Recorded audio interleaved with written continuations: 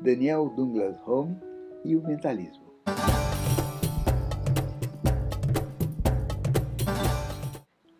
E antes de entrarmos nesta história, na vida do homem que voava, eu queria pedir para você, se você ainda não o fez, inscreva-se aqui no nosso canal. Às vezes o YouTube tira, desinscreve as pessoas. Veja se você está inscrito, dê um joinha para a gente e divulgue esse trabalho entre os seus amigos. Isso vai nos ajudar bastante. E então, pelo ano de 1833, nascia em Edimburgo o homem que viria a voar. Home era filho de um aristocrata, um Lord Home, que se dizia ser o 10º da casa dos Home, e a mãe dele tinha dotes paranormais já hereditários. Toda a família tinha lá a sua coisa, aquele seu dom extraordinário que chamava a atenção das pessoas pelo inusitado. Ainda menino, ele vivia junto com sua mãe na casa de sua tia, irmã da mãe. Mas a mãe era uma pessoa frágil, com essas paranormalidades todas, ela se sentia muito enfraquecida. E então, a família resolve mudar-se para os Estados Unidos. Havia aquela ideia do novo mundo, novas oportunidades. Apesar de serem de uma família aristocrata, eles não estavam tão bem assim de dinheiro. Chegam nos Estados Unidos, se adaptam às condições do local e a mãe acaba por falecer. E assim ele passa a viver sob a custódia de sua tia, que era uma pessoa muito religiosa, muito cristã, daquelas ao pé da letra. E o menino tinha lá coisas estranhas que aconteciam com ele desde o tempo da Inglaterra. Barulhos, coisas que mudavam de lugar. Era tudo muito estranho. Mas com a morte da mãe, a coisa tomou uma dimensão muito grande. Eram os grandes raps. Rap eram barulhos que se escutava pela casa. E isso aconteceu 2 anos depois das irmãs Fox começarem a ouvir os tais barulhos e dar início à grande expansão do espiritismo pelos Estados Unidos e também pelo mundo. Mas ele foi muito importante nesse processo também, porque ele vem corroborar aquelas coisas que mostravam que havia algo além do cotidiano, além das coisas puramente naturais e materiais. Havia um outro mundo, uma outra dimensão de existência. E ele começa a promover pela casa muitos ruídos, muitos sons, e sua tia, que era muito religiosa, como eu disse, fica muito preocupada. Esse menino está com o demônio no corpo. É preciso se fazer alguma coisa, então ela começa a tomar certas providências, fazer grupos de orações, e cada atitude que ela tomava, a coisa piorava. Aí ela chamou 3 pastores de sua igreja, dos mais fortes, e eles vêm ali e começam a orar, e aí nesse momento parece que ele ficou tomado de mais poder, e os sons começaram a estalar pela casa inteira. A cadeira que estava vazia começa a flutuar na sala e dançar no ar com as mesas. Você sabe que nessa época foi a famosa época das mesas flutuantes e das cadeiras giradoras. E naquele, com os 3 pastores ali, a coisa ficou absolutamente doida. Mas a tia ainda estava, não, esses caras são fracos. Pegou a Bíblia, coloca a Bíblia em cima da mesa e começa a orar. Nesse instante, a Bíblia se abre e as páginas da Bíblia começam a se virar sozinha. A Bíblia levanta, começa a dançar pela sala. Aí a tia perdeu completamente o juízo, botou o menino para fora de casa. Na minha casa você não coloca mais esses demônios. Rua! E põe o menino. Ele não era mais tão menino, ele estava com 17 anos. Mas naquele tempo as crianças não eram como as de hoje, não eram mais tão presas, elas não tinham tanta iniciativa. E ele se vê na rua, sem um ganho, sem começa a vagar daqui, então ele lembra que tinha alguns conhecidos e começa a ficar ali, acolá de favor, mas como ele tinha todos esses dons paranormais, era ótimo, porque convidavam ele para dormir, ficar com eles uma semana, 2 semanas, e durante esse período ele promovia um show de coisas extraordinárias que aconteciam, que ele provocava. As manifestações provocadas por Home foram muito impressionantes. Durante 20 anos ele viveu dessa maneira, indo de casa em casa, tendo uma posada aqui, outra acolá, podendo desenvolver essa sua paranormalidade de uma forma mais expressiva. Então contam-se casos muito, muito malucos a respeito, relatos mesmo, documentais, das experiências e das sessões que ele fazia.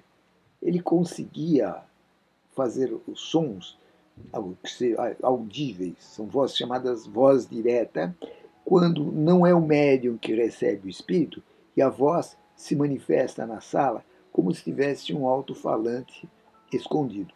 Hoje em dia, para nós que vivemos nesta modernidade, com tantas coisas e tantas facilidades, câmeras minúsculas, mas naquele tempo isso não existia. Então, como essas vozes se produziam? Foram feitos testes científicos, e eu vou falar a respeito disso, de observações laboratoriais com ele. Nunca pegaram nenhuma fraude. Também ele fazia o fenômeno da voz direta, que é a famosa mediunidade, quando a pessoa fala através de uma entidade. Então ele fala em línguas, fala coisas que as outras pessoas não sabem, ele não tem conhecimento, mas nasce dentro dele. Ele tinha a capacidade de estar em 2 lugares ao mesmo tempo. Então, testemunhos de que ele estava numa determinada cidade e ao mesmo tempo em outras se manifestando. Ele conseguia levitar. E é isso que deixou mais as pessoas, as testemunhas, espantadas. E foi através da levitação que ele se tornou um dos médiuns mais conhecidos do mundo. Dizem as testemunhas que ele pegava um carvão em brasa, na mão, punha na boca e não se queimava. Há um relato ainda mais espantoso que numa dessas sessões, estava um dia muito frio, toda a casa fechada, uma grande lareira, com labaredas muito fortes, que as pessoas nem conseguiam chegar muito perto da lareira. E ele vai e enfia a cabeça dentro do fogo, com barba, cabelo, e fica ali um tempo, depois ele se afasta e não há nenhuma queimadura, a barba está íntegra, o cabelo também em ordem, e isso provocou assim mais espantos. Ainda na Inglaterra, ele conheceu uma moça que tinha 17 anos e com ela se casou. Ela era filha de uma família muito importante, nobre. Com ela se casou e tiveram uma filha. Mas ela, esposa, era também muito frágil e morreu logo em seguida, deixando ele com a menina. E ele tinha uma devoção muito grande por essa criança.